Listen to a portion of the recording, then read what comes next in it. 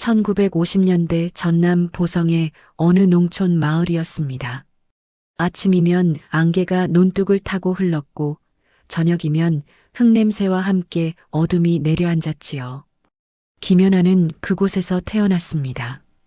기와집도 아닌 초가 한 채, 마당에는 닭 몇 마리와 허름한 우물이 전부였습니다. 집안은 늘 가난했습니다. 아버지는 남의 논에 품을 팔았고 어머니는 새벽같이 일어나 밭으로 향했지요. 연아는 그 뒷모습을 보며 자랐습니다. 어린 나이부터 밭일을 거들었고 동생들 밥을 챙기는 일도 자연스러웠습니다. 손이 거칠어지는 것은 당연했고 배가 고픈 것도 익숙했습니다. 그런데 어머니는 한 번도 스스로를 낮추지 않았습니다. 연아야, 사람은 형편보다 태도가 먼저란다. 어머니는 그 말을 자주 했습니다. 낡은 옷을 입어도 깃을 바로 세웠고 마을 어른을 만나면 허리를 곧게 펴고 인사했지요. 연아는 그 모습을 지켜보았습니다. 가난이 부끄러운 것이 아니라 태도가 사람을 만든다는 것을 배웠습니다. 학교에서 연아는 조용한 아이였습니다. 말수가 적었고 쉬는 시간에도 혼자 있는 편이었지요. 친구들은 그녀를 가난한 집 아이로만 기억했습니다. 하지만 연아에게는 한 가지 특징이 있었습니다. 억울한 일을 보면 고개를 숙이지 않았다는 것이었지요. 어느 날이었습니다. 같은 반 여자아이가 도시락을 빼앗기는 일이 있었습니다. 힘센 남자아이 둘이 웃으며 빵을 뜯어먹고 있었지요. 연아는 그 앞으로 걸어갔습니다. 돌려줘. 목소리는 작았지만 단호했습니다. 남자아이들은 연아를 비웃었습니다. 너도 같이 맞을래? 연아는 물러서지 않았습니다. 그저 눈을 똑바로 마주 보았지요. 결국 선생님이 왔고 일은 해결되었습니다. 그 뒤로 아이들은 연아를 다르게 봤습니다. 가난하지만 무시할 수 없는 아이라고요. 세월이 흘렀습니다. 연아는 중학교를 졸업했고 고등학교는 형편상 포기해야 했습니다. 집안 사정이 나아지지 않았기 때문이었지요. 그녀는 집에서 밭일을 도왔고 가끔 읍내 시장에 나가 일손을 팔았습니다. 손은 더 거칠어졌고 얼굴은 햇볕에 그을렸습니다. 그래도 연아는 자신을 낮추지 않았습니다. 어머니가 가르쳐준 대로 허리를 펴고 걸었고 사람들을 똑바로 보며 말했지요. 형편은 초라했지만 마음만큼은 단단했습니다. 어느 봄날이었습니다. 연아는 20살이 되었고 마을을 떠날 결심을 했습니다. 더 넓은 세상을 보고 싶었습니다. 그리고 스스로를 증명하고 싶었지요. 가난이 운명이 아니라는 것을, 자신도 무언가 해낼 수 있다는 것을 보여주고 싶었습니다. 서울로 가볼까 해요. 어머니는 오래 말이 없었습니다. 그러다 천천히 고개를 끄덕였지요. 형편 때문에 고개 숙이진 말거라. 내 태도가 널 지켜줄 거다. 연아는 어머니의 손을 잡았습니다. 그 손은 나무 껍질처럼 거칠었지만 연아에게는 세상 어떤 것보다 따뜻했습니다. 보름 뒤 연아는 보따리 하나를 들고 마을을 떠났습니다. 뒤돌아보니 어머니가 서 있었습니다. 손을 흔들지는 않았지만 그 눈빛은 말하고 있었지요. 너는 할 수 있다고. 너는 충분하다고. 연아는 고개를 들고 길을 걸었습니다. 앞으로 무슨 일이 벌어질지 몰랐습니다. 하지만 한 가지는 확실했습니다. 가난은 숨길 수 있어도 자신만은 절대 낮추지 않겠다는 것이었지요. 그렇게 그녀의 여정이 시작되었습니다. 서울역에 내렸을 때 연아는 숨이 막혔습니다. 사람들이 물결처럼 밀려왔습니다. 차 소리, 호객 소리, 낯선 말투가 뒤엉켰지요. 보따리를 꼭 끌어안고 서 있는 연아를 아무도 돌아보지 않았습니다. 첫 일자리는 종로 뒷골목의 작은 식당이었습니다. 주인 아주머니는 연아의 손을 보더니 고개를 끄덕였지요. 일 많이 해봤구만. 새벽 6시까지 나와. 연하는 아침 설거지부터 저녁 청소까지 쉴 틈 없이 움직였습니다. 손님들은 반말로 호통쳤고 주방은 늘 기름 냄새로 가득했지요. 밤이면 쪽방에 돌아와 벽을 보며 누웠습니다. 고향이 그리웠지만 돌아갈 수는 없었습니다. 석 달쯤 지났을 때였습니다. 밤 9시가 넘어 세탁소 간판이 보였습니다. 주인은 나이든 할머니였고 밤 일손이 필요하다고 했지요. 식당 끝나고 10시부터 새벽 2시까지만 나와줘. 품삯은 그리 많지 않아. 연하는 고민하지 않았습니다. 돈이 필요했고 일할 수 있으면 됐습니다. 그렇게 하루가 18시간으로 늘어났습니다. 몸은 천근만근이었지만 마음만은 무너지지 않았지요. 어느 목요일 저녁이었습니다. 식당에 한 남자가 들어왔습니다. 30 초반으로 보이는 단정한 인상이었지요. 연하는 물수건과 물을 내왔습니다. 김치찌개 주세요. 목소리가 차분했습니다. 연하는 고개를 끄덕이고 주방으로 향했지요. 남자는 그 뒤로도 일주일에 2~3번 같은 시간에 왔습니다. 늘 혼자였고 늘 김치찌개를 시켰습니다. 어느 날 그가 말을 걸었습니다. 여기서 오래 일하셨어요? 연하는 잠깐 망설였습니다. 3달 정도 됐습니다.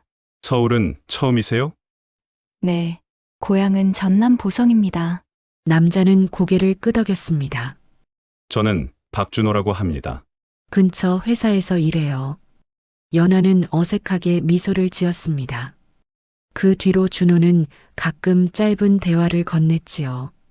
날씨 이야기, 식당 음식 이야기, 소소한 일상 이야기였습니다. 연하는 조심스러웠지만 준호는 달랐습니다. 그는 연하의 출신이나 직업을 묻지 않았습니다. 그저 그녀가 어떤 생각을 하는지에 관심을 보였지요. 요새 읽는 책 있어요? 책은 읽을 시간이 없어서요. 좋아하는 책이라도 있었어요? 연하는 잠깐 생각했습니다. 중학교 때 소나기를 읽었습니다. 슬펐지만 좋았어요. 준호는 고개를 끄덕이며 웃었습니다. 저도 그 소설 좋아해요. 그날 이후 연하는 준호를 기다리게 되었습니다. 그가 오는 날이면 하루가 조금 덜 무거웠지요. 처음으로 누군가 자신을 사람으로 봐주는 기분이었습니다. 3달이 더 지났을 때 준호가 조심스럽게 물었습니다. 혹시 시간 되시면 같이 차라도 한잔할까요? 연하는 순간 두려웠습니다. 세탁소 일 때문에 시간이 없기도 했지만 무엇보다 자신이 그럴 자격이 있는지 확신이 없었지요. 하지만 준호의 눈빛은 진심이었습니다. 일요일 오후라면 괜찮습니다. 그렇게 두 사람은 작은 다방에서 처음 마주 앉았습니다. 준호는 연하에게 물었습니다. 꿈이 무엇인지, 앞으로 무엇을 하고 싶은지. 연하는 처음으로 자신의 이야기를 꺼냈습니다. 가난했던 유년, 어머니의 가르침, 서울로 온 이유까지. 준호는 가만히 들었습니다. 동정하지도 안타까워하지도 않았습니다. 그저 진지하게 듣고 고개를 끄덕였지요. 연하 씨는 강한 사람이에요. 그 말에 연하의 눈가가 뜨거워졌습니다. 태어나서 처음으로 누군가 자신을 강하다고 말해주었습니다. 두 사람은 자주 만나게 되었습니다. 준호는 연하를 존중했고 연하는 준호를 믿었습니다. 1년이 지났을 때 준호가 조심스럽게 말했습니다. 저와 결혼해 주시겠어요? 연하는 눈물을 참았습니다. 평생 꿈꾸지 못했던 말이었습니다. 자신 같은 사람이 누군가의 아내가 될 수 있다는 것이 믿기지 않았지요. 제가 정말 괜찮을까요? 준호는 연하의 손을 잡았습니다. 연하 씨가 아니면 안 됩니다. 연하는 고개를 끄덕였습니다. 가슴 한편에서 두려움이 올라왔지만 그보다 더 큰 것은 희망이었습니다. 나도 평범한 행복을 꿈꿔도 되는 사람이라는 것. 처음으로 그렇게 느꼈습니다. 약혼을 결정한 뒤 준호는 부모님을 만나자고 했습니다. 연아는 긴장했습니다. 준호의 아버지가 병원장이라는 사실을 알고 있었기 때문이었지요. 괜찮을 거예요. 부모님도 연아 씨를 좋아하실 거예요. 준호는 웃으며 말했지만 연아의 불안은 쉽게 가시지 않았습니다. 하지만 준호를 믿기로 했습니다. 그와 함께라면 괜찮을 거라고 생각했지요. 그렇게 연아는 새로운 꿈을 꾸기 시작했습니다. 하지만 그 꿈이 얼마나 쉽게 깨질 수 있는지 아직 알지 못했습니다. 약속 날은 일요일 오후였습니다. 준호는 연아를 데리러 왔고 차는 강남 쪽으로 향했습니다. 높은 빌딩과 넓은 도로가 이어졌지요. 연아는 창밖을 보며 손을 꼭 쥐었습니다. 긴장하지 마세요. 다 잘 될 거예요. 준호가 웃으며 말했지만 연아의 가슴은 계속 두근거렸습니다. 차가 멈춘 곳은 큰 양옥집이었습니다. 대문 옆에는 박태석 내과라는 간판이 보였지요. 준호의 아버지가 운영하는 병원이었습니다. 연아는 깊게 숨을 들이쉬고 준호를 따라 들어갔습니다. 거실은 넓고 조용했습니다. 가죽 소파와 큰 액자들이 벽에 걸려 있었지요. 준호의 어머니가 먼저 나왔습니다. 정갈한 한복 차림이었고 표정은 무덤덤했습니다. 어서 오세요. 목소리는 차가웠습니다. 연아는 허리를 숙여 인사했지요. 안녕하세요. 김연아입니다. 어머니는 연아를 위아래로 훑어봤습니다. 시선이 머문 곳은 연아의 거친 손과 낡은 구두였습니다. 아무 말도 하지 않았지만 그 눈빛이 전부 말하고 있었지요. 곧 박태석 원장이 나타났습니다. 50대 후반으로 보이는 키 큰 남자였습니다. 안경 너머 눈빛은 날카로웠지요. 그는 연아를 보더니 잠깐 멈칫했습니다.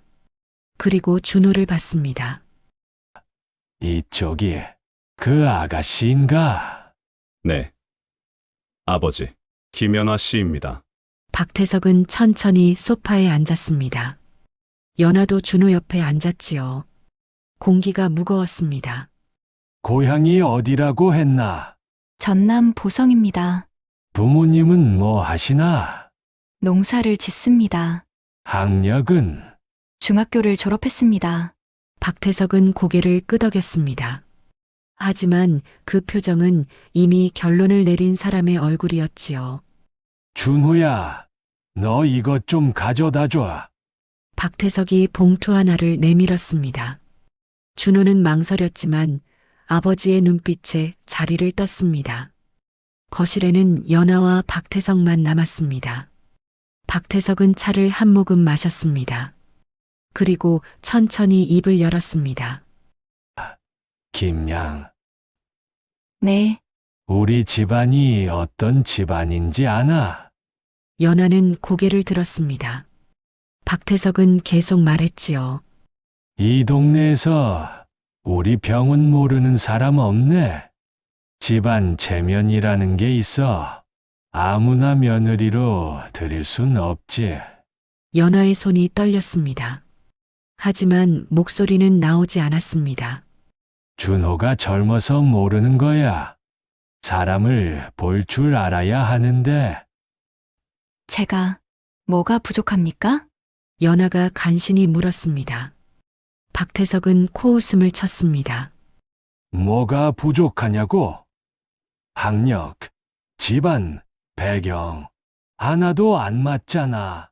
자네 같은 사람이 우리 집에 들어오면 주변 사람들이 뭘 하겠나? 저는 준호 씨를 사랑합니다. 아, 사랑.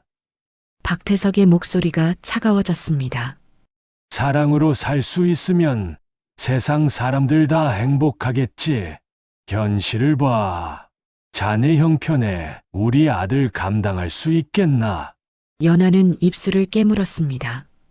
눈물이 나올 것 같았지만 참았습니다.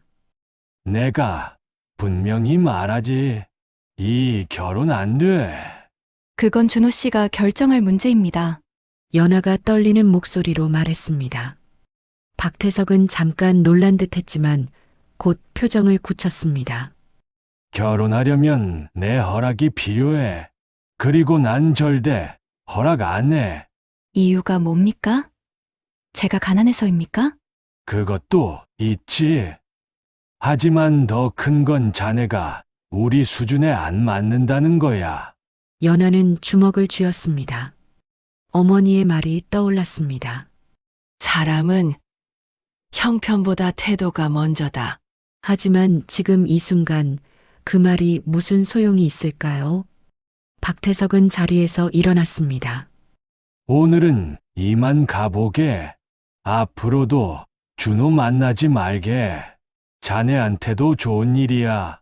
연하는 대답하지 않았습니다. 그저 바닥을 보고 있었지요. 박태석은 복도로 사라졌습니다. 잠시 뒤 준호가 돌아왔습니다. 연아 씨, 괜찮아요? 연하는 고개를 들었습니다. 눈물은 없었지만 얼굴은 창백했지요. 저 집에 가고 싶어요. 무슨 일 있었어요? 아버지가 뭐라고 하셨어요? 나중에 얘기할게요. 지금은 그냥 집에 가고 싶어요. 준호는 더 묻지 않았습니다. 두 사람은 조용히 집을 나왔습니다. 차 안은 침묵으로 가득했습니다. 연하는 창밖만 바라봤습니다. 거리의 불빛들이 흐릿하게 번졌지요.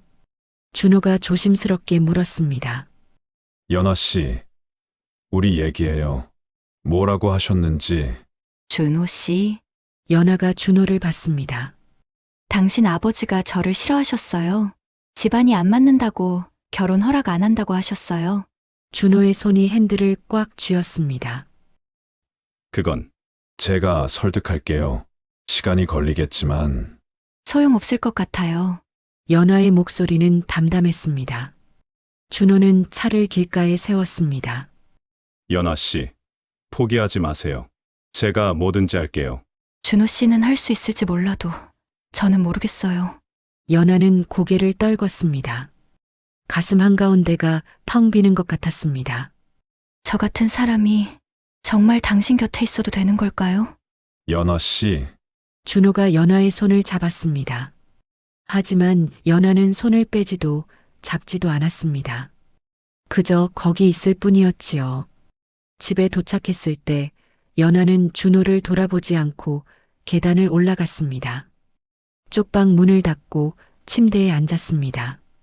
어둠 속에서 연하는 가만히 있었습니다. 머릿속이 복잡했습니다. 포기해야 할까? 아니면 계속 버텨야 할까? 어머니라면 뭐라고 하실까? 준호를 사랑하는 것만으로 충분할까? 답은 나오지 않았습니다. 다만 한 가지는 확실했습니다. 이대로는 안 된다는 것. 무언가 해야 한다는 것. 하지만 무엇을 해야 할지 연하는 아직 몰랐습니다. 그날 밤 연하는 잠들지 못했습니다. 새벽이 올 때까지 천장을 바라보며 생각했습니다. 그리고 어렴풋이 깨달았습니다. 이 싸움은 준호의 싸움이 아니라 자신의 싸움이라는 것을, 자신이 직접 나서야 한다는 것을. 하지만 어떻게? 그 방법만은 아직 보이지 않았습니다. 며칠 뒤 박태석에게서 연락이 왔습니다. 병원으로 한 번 더 나오라는 말이었지요.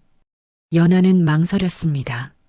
하지만 피할수록 상황이 나아지지 않을 것이라는 걸 알고 있었습니다.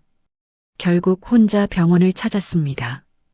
원장실 문을 닫자 공기는 더 무거워졌습니다. 박태석은 서류를 정리하다 말고 연하를 바라봤습니다. 생각해봤나? 연하는 대답하지 않았습니다. 박태석은 서랍에서 봉투 하나를 꺼냈습니다. 두툼한 봉투였습니다. 이건 자네 인생에 도움이 될 거야. 이 결혼은 없던 일로 하고 서울에서 새로 시작하게. 연하는 봉투를 보지 않았습니다. 준호는 좋은 집안 사람 만나야 해. 자네가 비켜주는 게 서로를 위한 일이야. 그게 돈으로 해결할 일입니까? 박태석은 피식 웃었습니다. 세상 일은 다 그렇게 해결돼. 그 말에 연하의 속이 서늘해졌습니다.